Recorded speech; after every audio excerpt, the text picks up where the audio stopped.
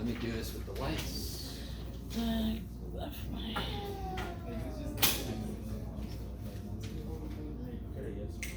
Yes. Do as I say. Alright, guys. I did not bring paper, so I'll use this. Now, the last section we did before the test was section 3.9, everybody's favorite. Just to let you know, there is one more section of calculus word problems. And I think it's easier. Related rates is trippy because you're taking a derivative with respect to a function. The variable's not even in there. Yes? D by dt. Is everybody with me? So that's a little bit implicity. Things get a little bit tricky. 4.7 is called optimization. And that's kind of like the second round of calculus word problems.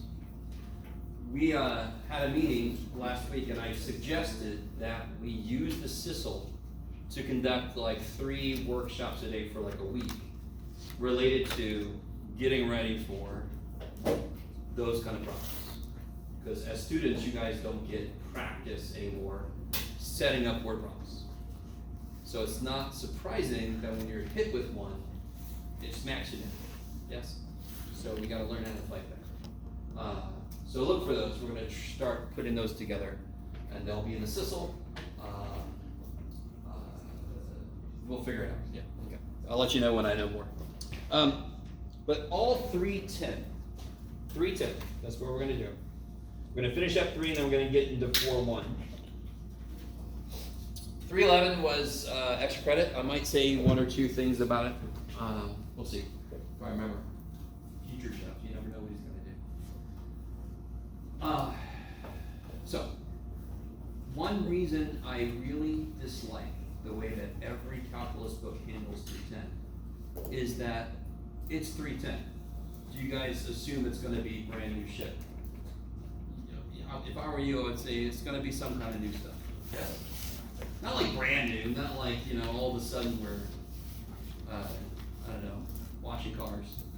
It's true calculus, everybody go wash cars. You guys had all the stuff, sorry. But 3.10, this is really, really, really silly.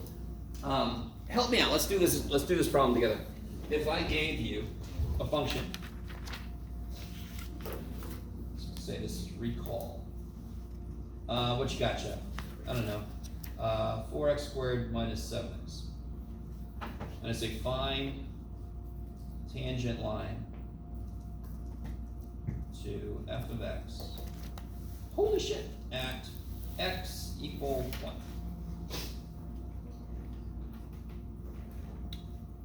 Standard problem we've done a million times. I don't know. Oh, it says recall. Oh, okay. Recall this. We've done this kind of thing a million times, yes? Finding the tangent line to a function. That's a standard calculus thing, so agree with me. What do I do first? There's 2 things you could tell me. What do I do first? Derivative. What'd you say? Derivative. Derivative. Yes. Take a derivative. So what do you get for a derivative? 8x. 8x? Minus 7. Minus 7. Alright, great. Is that the slope of my tangent line? Yes. Let me try again. Is that the slope of my tangent line? No! What do I have to do to get the slope of my tangent line? Set it equal to 0. No.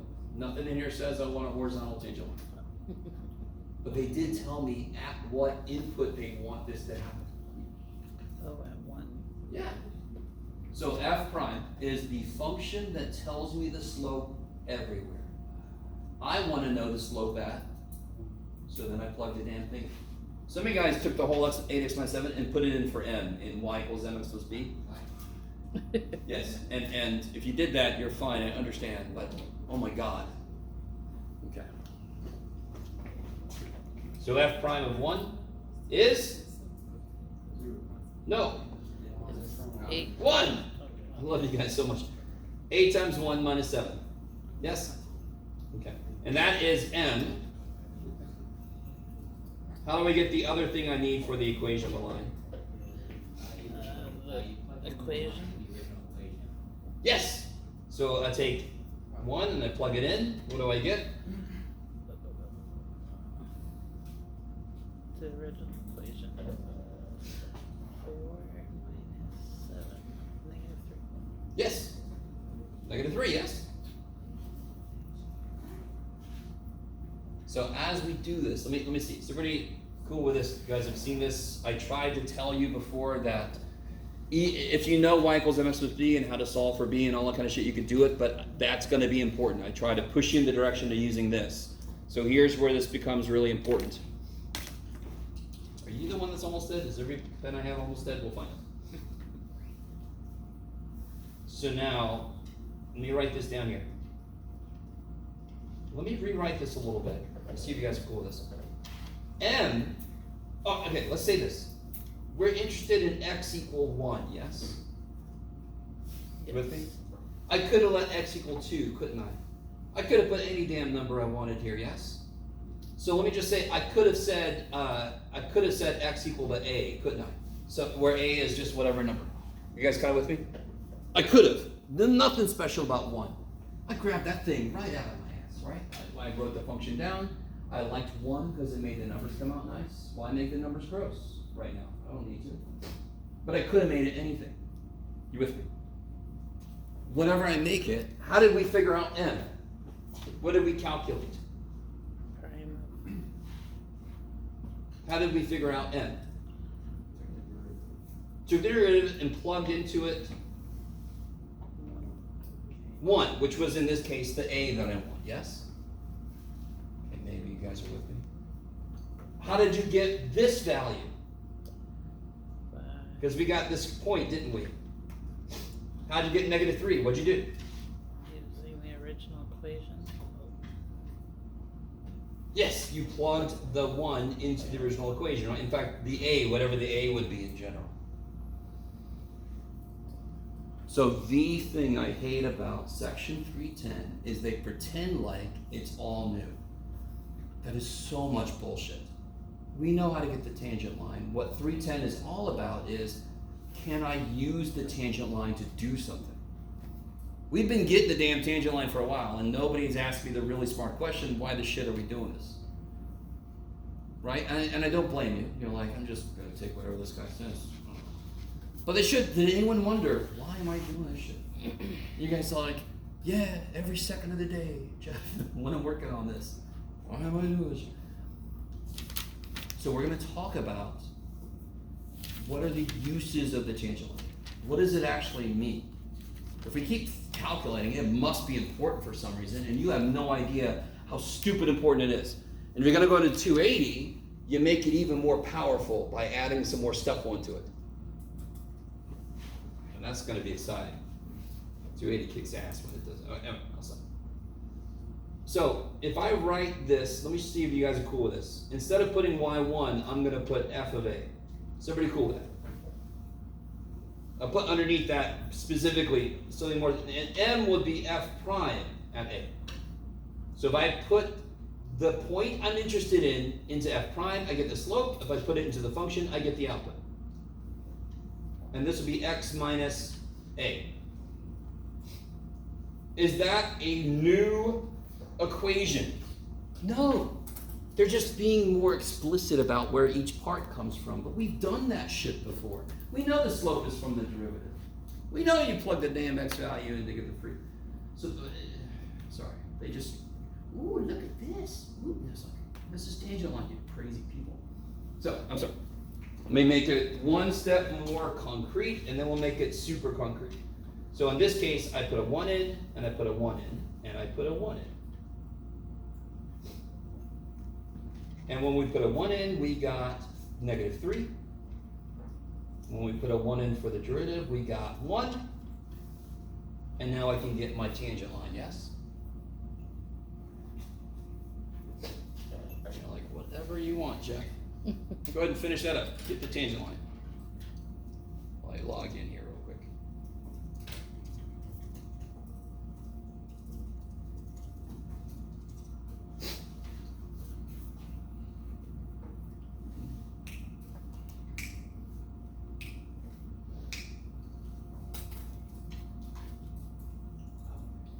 So unbelievable.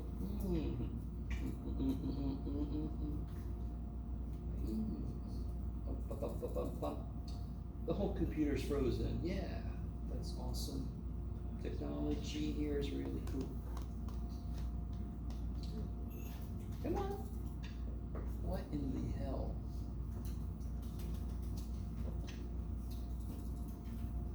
Intriguing. Alright. Let the computer sit there for a bit. So then y plus 3 equals x minus 1, y equals x minus 4. Is that cool? Okay. Hello, computer. Do. Task manager. I need a password. Screw you. Oh, let's see. Yay! It worked. Holy shit.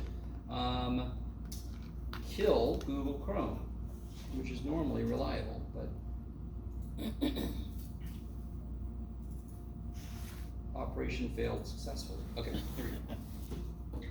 So if I were to plug that in, the original function,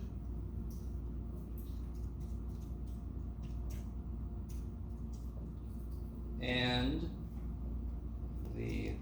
we all know, I've shown you this many times before. We all know what to expect here, yes? Can you guys see how that's very much the tangent line? It's doing what it's supposed to do. It's supposed to come in, hit the thing at one time.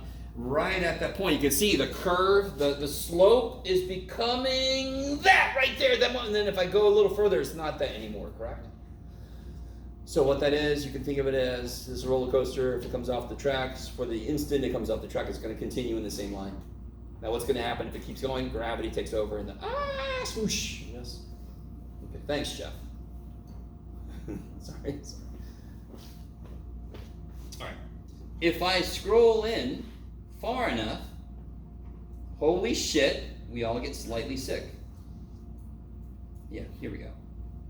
Can you see the difference between the two functions now? They're the freaking same, aren't they? Yeah. It's exactly like we're on the Earth. I don't know if I'm going to blow anyone's mind, but the Earth is not flat. Do you guys know? Do you guys know? I see you. I think we're aware. Do you guys know there are a lot of people now that still think the Earth is flat? Do you guys know that? It's disappointing.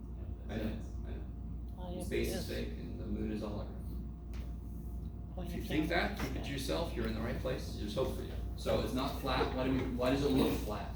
Because we're really close to the damn curve. So of course it looks flat, just like that looks linear. Is that linear? Is the original function linear anywhere? But if I zoom in enough, I can't see the curve anymore. Because it's too gradual. Even if it's a really quick curve, if I zoom in enough, it's going to look linear, yes? What would you say is true about the outputs for the original function, the x squared minus 7x, and the tangent line? What would you say is true about those outputs in this region I've got? They're almost the same. Now, with our eyes, they look like they would be the same, but you all know they're only exactly equal at one point. Yes? The point that we built things around. We built it to be equal at that point. Are you guys with me? If we don't get too far from that point, the line gives me accurate estimates of the actual output for the red curve. That is the immediate use for tangent lines, is an estimate. Now, the function I started with, 4x squared minus 7x, is that a really difficult problem? Is that a really difficult function? No. But wouldn't it be great to know how to do the square root of something linear? Do you see what I'm saying? Like, okay, we can create the line equation that gives good estimates for a square root. Do you understand what I'm saying? Would you rather plug stuff into a line or plug stuff into a square root? Freaking line! Yes. You guys with me? I'd much rather do x minus 4 than the square root of x plus, screw that shit. I don't want to do that shit. I don't know what the square root of 2.789 plus 1 is. But I know what 2.789 minus 4, I can do that. If you want me to, I can even do it on paper, right? If you had to. Ain't no way you're doing the square root of 2.79 on paper. If you can, that's true. There are methods, but they're free. All right, I'll stop. All right. So what I want to do, start off with square root of x. Holy shit. Start off with showing everybody what you're doing. I don't know if I'll ever get used to this, these monitors. Can you guys please, well, let's see. I want to find equation of tangent line at x equal 1. We'll do 1 again. Why not? All right, let's do 4. X equal 4. Let's be crazy. Ooh, Jeff. Calm down, Jeff, man. You're asking for it. Then you guys go ahead and take the derivative. You know that's the first step, so take the derivative now. Take the derivative.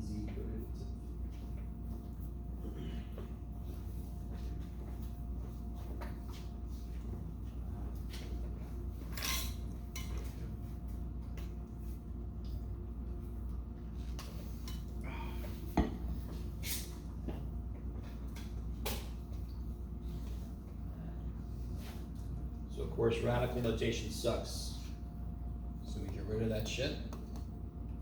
We wonder to ourselves why it exists, and then we can proceed. What's the derivative? Half. 1 half. X to the negative half. Good. What would I do next to work towards the tangent line equation? Plug in forward. Oh, Yeah.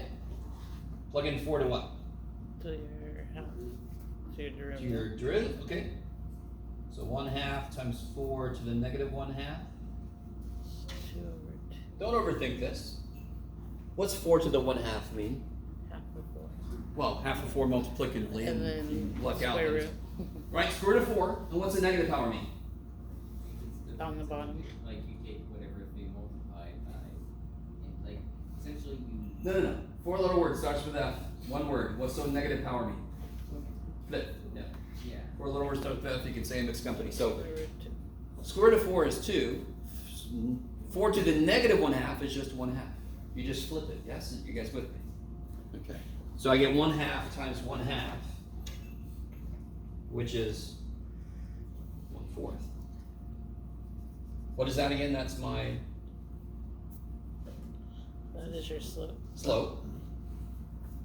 What else do I need? You need to plug it into the original. Yes, good.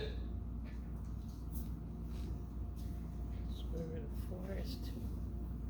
You're up here like, you plug it into the original job. Just like we did a second ago, man. All right, and of course when you plug 4 in, you get 2. 2. So, yeah, no. All right, really quick. If you take a square root, you must put plus or minus. Because if I ask you, for example, can somebody tell me what do you square to get 16? What do you square to get 16? That's not what I'm thinking about. What else do you square to get 16? Negative 4. So if you have x squared equals 16 and you take a square root, you have to cover your ass and to put a plus or minus. Because you've skipped the step of subtracting, factoring, getting both answers, so you're doing a shortcut. If the square root is already there, somebody has already chosen. Did they choose the positive or negative? Positive. Positive. Does it make sense? Somebody already took a square root. It was what was given to me, and what did they give me was the positive one. Okay, good. That's a good question though, because teachers make a big deal out of that plus or minus thing, and then students start throwing it every damn where. I'm like, no. So I want you to realize something. Let's do this. Let's piece together this tangent line, and then I'll show you what it's going to look like in the book.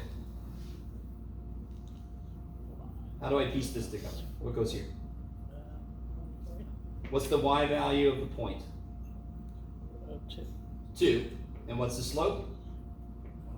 1/4. And what's the x value of the point? 4. 4. Thank you. So you get y minus 2 equals 1/4 x minus 1, y equals 1/4 x plus 1. Is that cool? So now watch what we can do. Look what we can do. If I want to do the square root of 4.4, is 4.4 decently close to 4? Especially because what does this function look like? Did you graph it? Can somebody show me in the air what's this square root of x function look like? Square root of x. Somebody's gonna go like that. Square root, yeah, looks like this. Is that nice? Is it moving nicely? It's not doing like cosine of 80x would go. Holy shit. This is nice. It's already almost linear in a lot of places. Are you guys with me? So there's a whole aspect to this about not getting too far away. Why does it make sense that I can't get too far away from 4? Because what did we build this on? We built this on the slope at 4. What happens to the slope of the square root function if I move away from 4? Starts to go It down. changes. Wouldn't the equation of the tangent line be different then? Yeah. So can I get very far away and expect my estimation to be good? No, because now I'm totally like not following what this wants to do. So I have to stay close.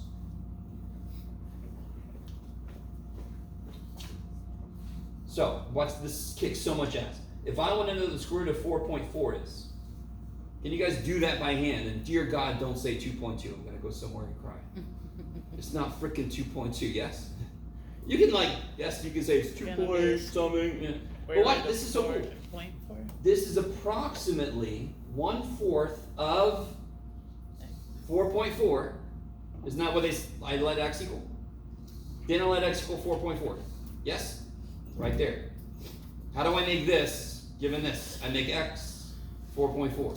So I'm going to make x 4.4. What is 1/4 of 4.4? You could do it. You could do it. What's 1/4 of 4.4?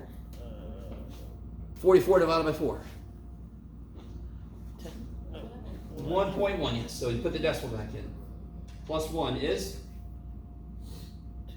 2.1. Now, can somebody do the square root of 4.4 in your calculator? Somebody got their calculator? I got my. Calculator. 2.0976. Do it again. 2.0976. 2.0976, which to most humans we would say is about 2.1. You with me? If I put 8.4 in there, do you agree that that estimate would suck? In fact, let's do it. Does everybody agree 8.4 is getting kind of far away from 4? If I go that far and see how the curve, the slope is now very different. Its tangent line would be different. I'm trying to use this tangent line for something that's over here. So let's see what happens. This is good. This got close. Actual was, Bailey, I'm sorry, 2.0976. 2.0976. Blah, blah, blah, blah. Okay. If we try 8.4, this would be approximately 1/4 of 8.4. Can somebody please do that? What's 1/4 of 8.4?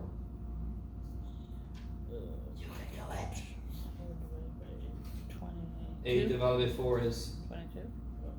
2.1. 4 divided by 4 is, I get 3.1, yes. Can somebody do square root of 8.4 in your calculator? Obviously that's wrong, because what's 3.1 squared more than 9? What is the square root of 8.4? I would say 2.7 something. Oh shit. You just say a copy, damn it. I don't know, what is it? You guys got calculators. What's the square root of 8.4? 2.898. That's not like crazy far from this, but it's definitely different from this. Y'all agree that this rounded to the answer we got? And this does not round to the answer we got. If you do it in your calculator. You guys, all right. You all know intuitively that as you move along a function, its slope changes. And the amount it changes depends on how crazy the function is. A square root function isn't crazy. It's one of the most gentle functions. Oh, look at a gentle function, right? So I can get kind of far away. I mean, 3.1 is not terrible for 2.89, but it's definitely different. It's definitely wrong. Whereas 2.1 is just rounding 2.0976. It's like it's almost most humans would say that's the same. That's how much money I owe somebody. I'm going to owe them 210 because they're going to round the damn thing up, right? Are you guys all with me? Do you understand the power we just unlocked? If there's a function that is freaky as shit, square root is not freaky as shit. You can imagine some freaky as shit functions. We can make it into a linear function. Now the trade-off is it only works close to the point you build it around. But if you got a lot of inputs close to a point, that's going to make your computer program run a lot better. This is the stuff that mental mathematicians use to estimate really well. They have a lot of these things memorized, and I'm like, I don't want to do that. Is anybody else? Are you guys? Anybody excited about it? Like, not like crazy excited. Not like you're gonna run down there and go, "Do you people know what you can do with calc?" But it's neat. It's kind of neat. The first time I saw this shit, it blew my mind. I'm like, that is so cool. That is what we can use tangent lines for immediately. It's linearizing everything. In fact, this idea, I think the book says this is based on the idea of local linearity. And that was the whole idea about me. If I zoom in on a function, it's got to be linear. Now, does every function have local linearity at every point? No. The same weird shit. If it's discontinuous, obviously, it screws up at the point, yes? But also, what if it's like this? Yeah, that doesn't work. That won't work. Because on this side, the slope is like, ah, and on this side, the slope is like, ah. I mean, they're totally opposite. One side is almost infinitely up, the other side is almost infinitely down. So right at that point, I could not, it's not locular? It's not locally linear. If I zoom in on that, it's always going to look like a little mountaintop. Zoom in, little mountaintop. You guys understand what I'm saying? So it's got to be differentiable. Because that's not differentiable. The derivative is not continuous at that point. If you can't get a derivative, then it ain't gonna work. So If you can't get a derivative out of it, then it isn't gonna. then any process that depends on the derivative is probably going to die there. Yes. Yeah. Right? Yes. Okay. In the book, so listen, in the book, they use this for the linearization at a point. That makes sense. L of A. And that's going to equal. Now, real quick. Remember this I had up here earlier? Does everybody understand that's just the stupid same formula we've been using forever? Just showing all the work in one thing? Take the derivative, plug it in the function, okay. So, all they do is they add this shit over. So you see this equation in the book, and I really, again, I hate how they make it seem as if it's brand new. It's the same stupid shit, just repackaged. So when you see them say, find the linearization of the function at, read that as find the tangent line. That's all it is. Are you understanding? You do not have to write that. You never have to use that. One thing I will say though, is that I definitely took some time showing you this because in Math 280, you start with this and then you add more steps. And what do you think each step is going to include? No derivative, first derivative, Another one. second derivative, third derivative, 80th derivative, billionth derivative. That's going to take a lot of paper. No. Gonna have a way to find a pattern and do it. Okay. I mean, if you think about it, what's one way it can make this better? Instead of trying to approximate with a line, what if it was a curve? And what does it take to be a curve? I need a second derivative. So that's why in 280 you say, well, let's make that better. Let's make that stuff better. Let's fit it with a curve because that should fit better. Okay, I'll stop. I'm sorry. There's a couple other little things in this section. Let me see if I can draw this. No, screw it. I'm going to show you the drawing from the book because my drawings suck pretty bad.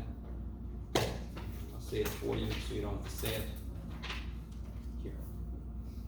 So let's talk about this picture here. Can you imagine me trying to draw all this? Oh boy. So, this blue is the original curve. This red is the tangent line at P. It's what this section would call the linearization of curve Q at point P. Are you guys with me? I think that, no, curve f of x, sure. No, they're cubes. If I move by this much, if I change my x by this much, the actual output changes by this much. So if I change my x by this much, not the actual, I'm sorry. Yeah, the actual changes by this much. Are you guys with me? So what's the output at this point? It's this, yes? How much does that change? This much. That's how much it went up. And I guess that's where they should have put a point there. Let me make their book better. You can't do it without your glasses, Jeff. Point Q right here. Okay. That makes more sense. Is everybody with me? If I change my inputs by this much, my output changes by that much. Yes? But this came from what? How would they have built this? Derivative. So if I change my x by this much, dx, my output's going to change by dy. Okay, maybe. Can you see the disparity? Was our example when we got 2.10, it was really close to 2.0976, but wasn't there a disparity? Of course there's a disparity. Why is there? I just like the word disparity. I want to say it as much as I can. Why was there a disparity? Because the minute you move at all, everything curves away from being straight, yes? I don't care how much you move, it's going to curve away. Unless your original is a freaking line, and then why do all this shit? Sorry, you like it. All right, let me stop for a minute.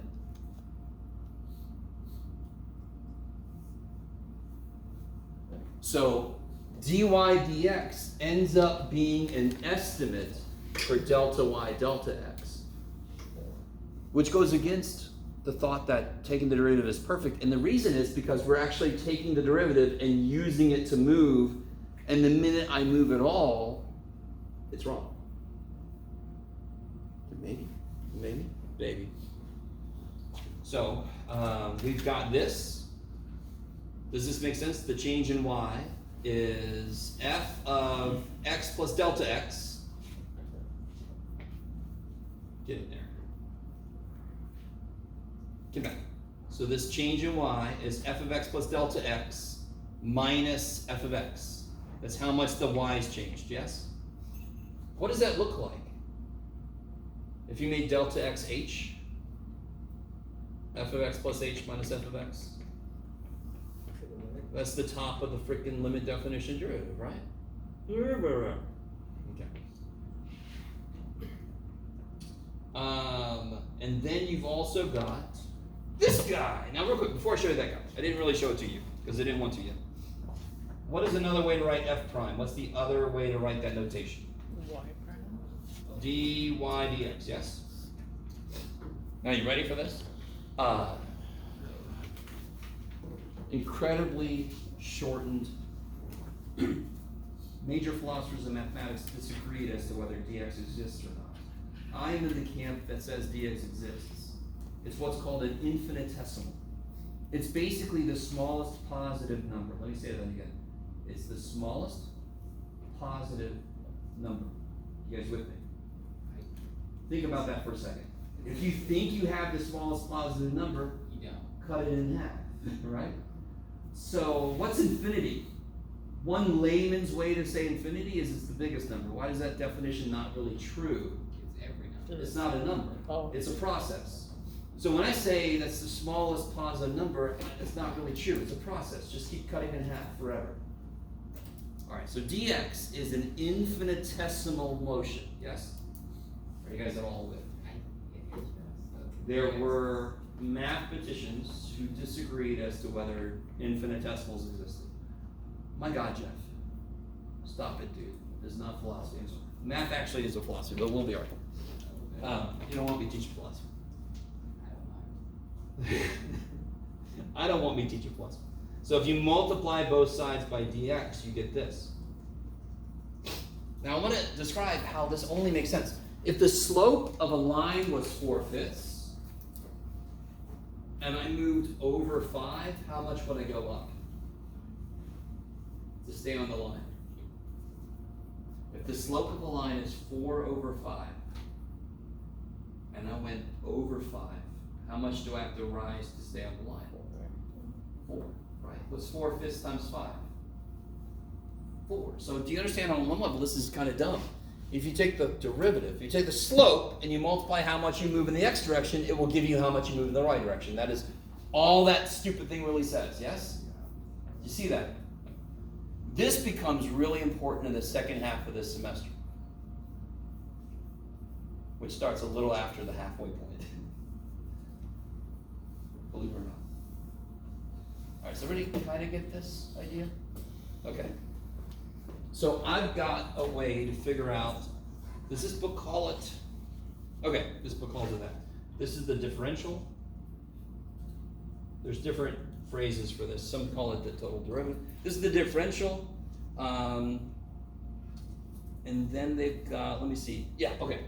So we've got delta y is f of x plus delta x minus f of x. And then dy is f prime of x dx. So the first part of section 310 is get the tangent line, use it to estimate, just like we did. The second part is calculate the differentials, delta y and dy.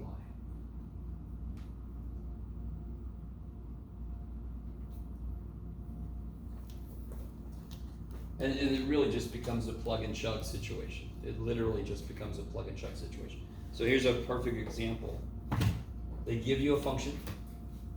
They tell you how much x changes. So let's just look at part A. What's delta x in part A? 0.05. Delta x is just how much x changes. So what they're asking you is just how much y changes. Well, if you want to know how much your outputs change, don't you calculate them when you plug 2.05 in? If x is 2, isn't this x plus delta x? So that's all x plus delta x means, is the other frickin' where you go. Yes? Okay, maybe? It's just plug and chug. This example pretty much shows you the work you're going to have to do. Enjoy this when you can. Okay, maybe. Maybe? Whatever you say, Jeff. So there's the delta y. It's just the difference in the outputs. Ooh. And then dy, you take the derivative, and then you multiply that by how much x changed. That's our estimate. So how much did it actually change? 0.717. How much did we estimate? 0.7. So there's an estimated amount that y is going to change, and then there's an actual amount that y changes. This is basically the tangent line making predictions, but we're focusing on the amount we're off by, the amount we're different by. Maybe. It's not a huge idea, so I'm not going to spend a ton of time on it, and it's just plug and chug. Okay. Everybody's heard that phrase before, right? I've said it before, I believe. Plug and chug. One semester I had a student who never heard of it and thought I was saying weird things. What are you saying? It's like, I'm sorry, no. Do a problem and a shot. Huh? Do a problem and a shot. Yes, please. Okay. I'm trying to let us out a little early, if that's okay with everybody. So if you wanted a break, we could take one, but then we can leave it later. So I just want to get a little bit in the 4-1, and to be honest, oh, this is even better. I'm going to shut the hell up. Oh, everybody's favorite moment. I don't remember where it is, but I've definitely seen You it. didn't even my album. That's one. Oh no, that's for sure. Yes, because those are the. All right, guys, let's take a look This here. is the one I need to remember. I still don't. Let's take a look at this. No, sure. Yeah. Thank you. Sorry, it's a Now, little The messy. units are colliding, but at least still circle. I managed to get around to a few of you guys. I'm almost certain there's going to be a couple wrong answers in part A. Especially when I said there was one max, and some of you guys are like, shit, this guy's not good. Why is C definitely a local maximum? Why? If you were standing there, what would you see if you looked this way? It's all A down cliff the hill. face. It's down that way. What would you see if you looked that way? Down Now, okay, so why is it a local maximum? Because locally it is the highest output. On left and right, the outputs are lower, yes? Do you guys see that? That is the definition of a local maximum. It is a point, an output for which outputs around it on the left and the right are lower than it. Absolutely. Does that make sense? Now, some of you guys, don't get me wrong. 3 of them. Just me. Once you hear that, you're like, well, yeah, duh. You didn't know exactly what it was, but you could just look at it and go, it's the top of the hill, man. Leave me alone. So why can I not say A is a local max? Because there's a whole side that doesn't exist. That's like standing on a mountaintop or standing just on the side of a hill where this way is nothing, the void. You guys ever seen Neverending Story when the nothing comes? These hands, they look so strong. Anybody ever seen the movie? No? Oh my Neverending God. Story. You guys have never seen this. No, please. I love that show. look so strong. You know, We can't talk oh, about no, that film right. again right now. Alright, again, I'm sorry I bring up all these movies. You're like, God damn it, they didn't You guys stay in the should take freaking the time and schedule. watch And I had a them. prereq to watch these damn movies. Sorry, I'll come up. Add that to the list of movies. Okay. I thought So, we did a remake. the endpoints cannot be local max or min. Why not? Because they don't know what's happening after, because it doesn't even exist. Okay. So there's one local maximum at C. Where are the local mins? B and D. Definitely B and D. Same reasoning, right? If you're BD, you're at the bottom of the valley. Either way you look, you gotta climb. You're like, ah, damn it. Okay. We've taken the third dimension out. That'll be Calc 3 where you put the third dimension and then things get really trippy. Let's leave that out. We're in an ant farm. Yes? Compressed. You can only move this way or that way. Okay. Are you guys all with me? Is everybody with me? Okay. All right. Where's the absolute max? Where does that happen?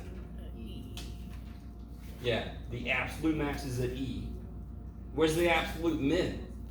D. D. Okay, stop for a minute.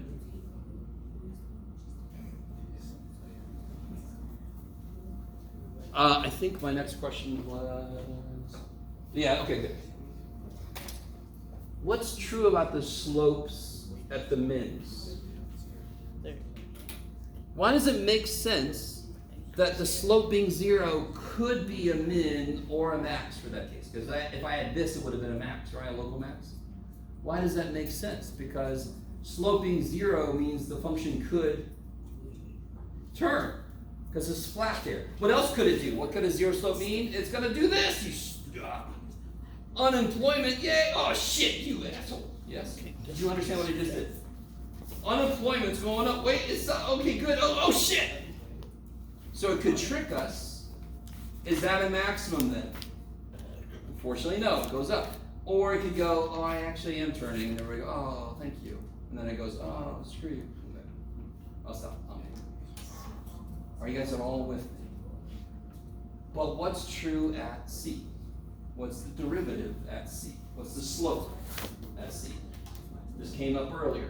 It is. This kink. It's decreasing, increasing. No. Side. Good. The slope does not exist at C. Oh, let's see. It's not differentiable at C. What's the slope here? Kind of big positive, right? What's it immediately? The instant I'm on the other side of the little red nose here. Big negative. Isn't that a huge disconnect? If you were on that plane, you would be dead. Well, like, boom, we're all slammed against the side. I'd much rather be on this plane. We have to take a detour. Okay, we're fine. This plane, we're all dead. I'm sorry. Took that turn way too fast.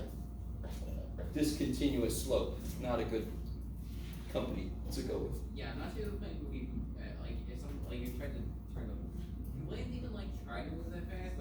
Is it a risk that the plane would just like would the wings just snap off or something? Yes. That happens? Yes. Let's not talk about that. It very well, yeah, very well could happen, dude. Think about that next time you're flying. I'm sorry, no. Flying is still the safest, one of the safest ways. Superman quote. What is true about the slope? Either the slope is what? For local maxes and mins, either the slope is 0 or the slope is undefined. That's the only way you could have a continuous function that has a maximum or a minimum. Either it's going to turn like this, or it's going to turn like boop, that. Then it's going to have like a mountain peak or like a gentle hill. Maybe. True, Jeff. In order to have a max, do you agree with me that you have to go from going up to going down? Does that make sense? I could do it this way too. Going up, going down. This is the same idea, it's just more abrupt. This is gentle. Going up, coming back down, that must be a max then. Going up, coming back down, that must be a max then. One, the slope is 0, the other one is undefined, because the poor little dude just good. Way too quick of a turn. Okay. What about, does that relationship hold for all the absolute maxes and mins? Does it hold for either one? Is the slope 0 or undefined at the absolute min? Yes, the slope is 0 then. Is the slope undefined or 0 at the absolute max? Let me try this again. Whatever the slope is the slope undefined or 0 here?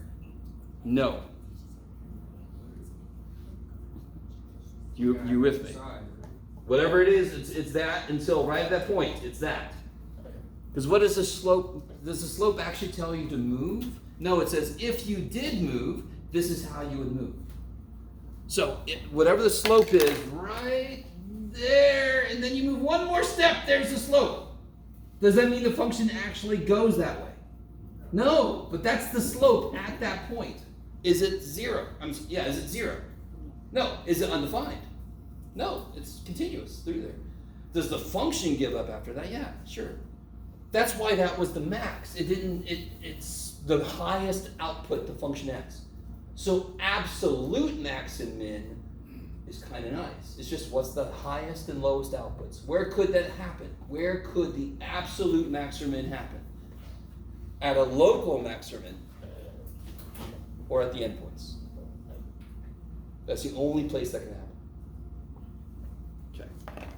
So we're developing, or we're developing a process for finding the local max and min. Why is that important? If I have a funky ass function that defines my profit, what good would it do me to find the absolute max? That's max profit. What is every damn business trying to do? Maximize their profit, right? Okay. Let's not get into capitalism. That's what they try, right? So of course they want to know how many widgets do we sell so that we maximize our profit. Of course they're going to be chasing that all the time. So they're going to have a whole suite of software that part of what it does is calculus.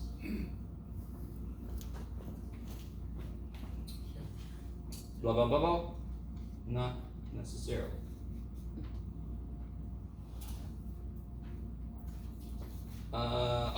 Increasing, decreasing should be nice and easy, yes? What'd you guys get for increasing?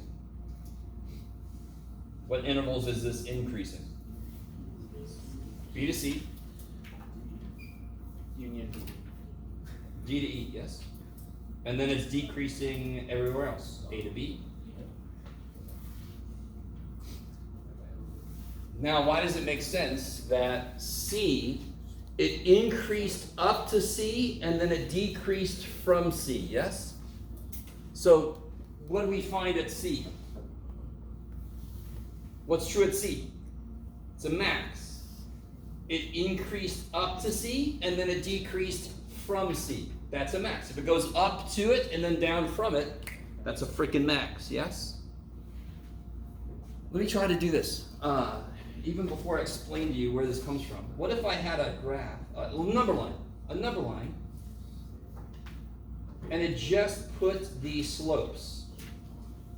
So, what's the slope in between A and B? It's positive, so it's going up. Yes? So is B the location of a local max or a local min? Yes. Which one? Min. A max. Why is it a max? Because what's it doing? It's going up to it, down from it. Is A a local min or a local max? A is neither. It's going up to it, and then it's going up from it. So it's one of those, right? Yeah, it's getting better. No, it isn't. So we're going to make pictures like this based on the calculus we do, and then it's going to be really, really easy to tell where the maxes and mins are, potentially. Okay. So on the back, I just have a little bit of calculus that leads into algebra. So I know a few of you guys have already started doing these. Can you, if you haven't started these out, just try to start part A there. What rule do you have to use? Product. Can you simplify that? Nah, you can rewrite it. You can write it in a better form.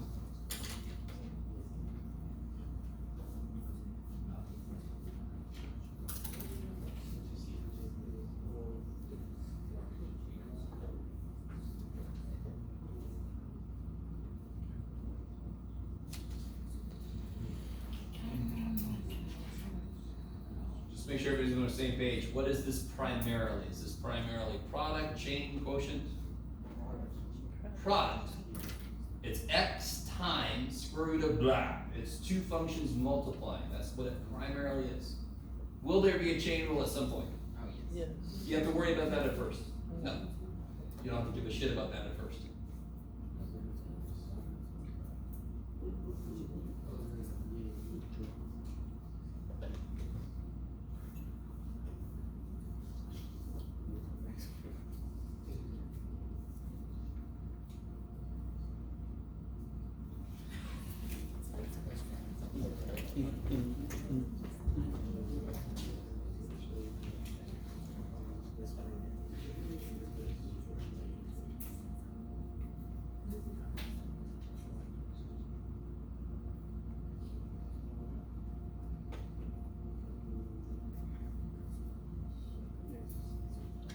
That's what you do if you're being nice to yourself. Derivative of the first times the second plus the first times the derivative of the second. Then I worry about the derivatives on the next step. A lot of you guys are still being mean to yourself. Don't blame me for that.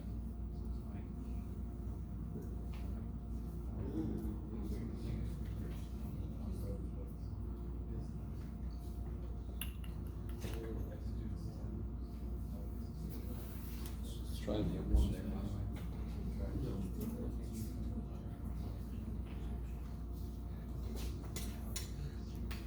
Not a negative. What happened to the negative? It's okay. The second stage is there where it's. Yeah. Derivative of the first times the second plus the first times the derivative of the second. That's just basic product rule. Yeah, that is memorized. So what did I do? If you I do did that for much. yourself, you can separate applying the rule from actually doing the derivatives. Did I do too much then? Put less load on your own brain. Oh, yeah. I just didn't realize it was product. Oh, definitely, it's because it's X times other stuff. So I did too much then. Oh, you did something you can't do. So, like if I have 2 in front of the square root of 3, I can't bring the 2 in. Okay. Because the 2 is not square root. If I had square root of 2 times square root of 3, I can make that square root of 6. So if this was square root of X, you could bring it in. Because once you bring it in, if you bring it in, Oh, 'cause it's it is square being root. raised to a 1/2 power now, and it wasn't before. Yeah. Yeah, okay. I forgot I was changed it from a square root. Yeah. So what's the derivative of this? What happens? The 1/2. 1/2 comes down in front of it to the negative 1/2 times chain rule. Derivative of the inside, yes? The outside is 1/2 power, so the 1/2 comes down, stuff to the negative 1/2 times the inside gets a turn. That's chain rule. The inside is more than just X. It gets a turn.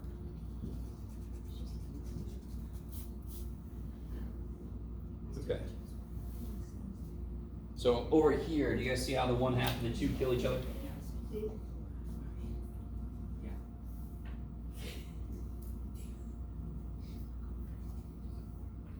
We actually did a problem like this. I believe it was on the very first day of class. When you're why do I want to factor this? Because what do I have to do with it? What do I need to do with this derivative to answer the question? Just set it to 0. Set it equal to 0. There's one more thing I got to do with it, but that's one of the big things I got to do, right? I got to set it equal to 0. Yes. When I have an expression with powers on the x's that are other than 1, I have to factor it. Get it equal to 0, factor it, yes. So how do I factor this? And you guys might have already forgotten. How do you factor this? How do you factor this? Add them together. You can't add them together. They're not like terms. I have 1x squared there and 1x to the 5th there. I don't have 2 anythings. I have one of these and one of those. So how many can you take out? Oh, take out. 2. So what do you always take out? You always take out the smaller power, yes? That's established. So, do I have several 2x minus 4s in each term? Same way we had several x's in each term, yes? What's the lower power on my 2x minus 4? Negative 1/2.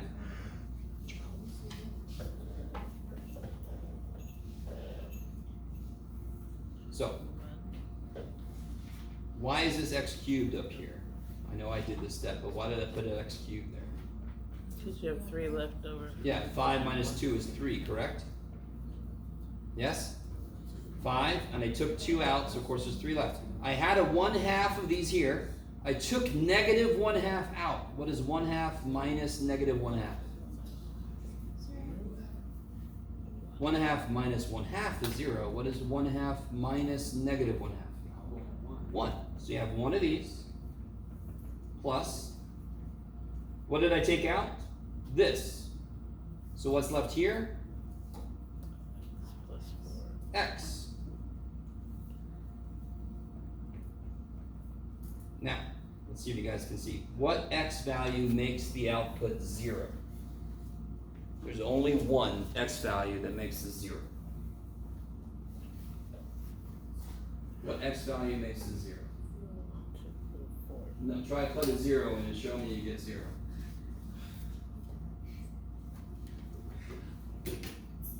Alright, you see the first part's raised to a negative 1/2 power? 1/4. You with me? What's the negative power mean? The Flips it. So if you make that part 0, it'll be undefined. You guys see that. It is a negative power. If you make that 0, it's going to be on the bottom. It's undefined. We have to know that. So what makes this undefined? 2. Kick hands. I like it. You're over here like, dude, it's 2. You with me? 2 makes it undefined. What makes it 0?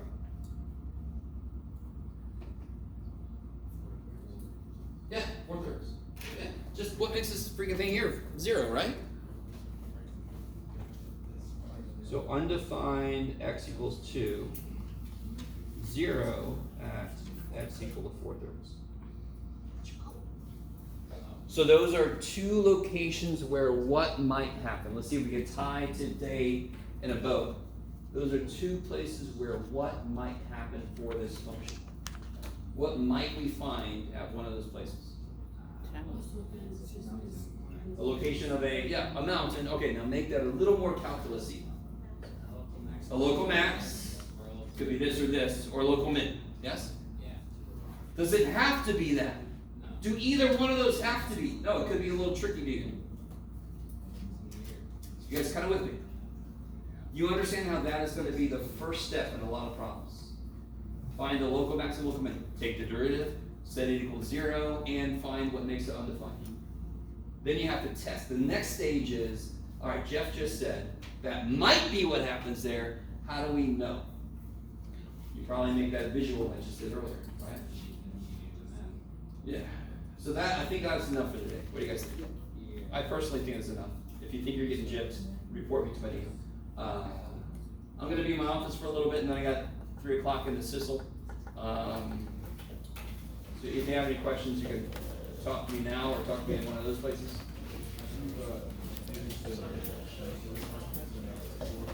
No, you're not, it's not really your job. It's just the- Yeah, it'll be in reference to the X or Y.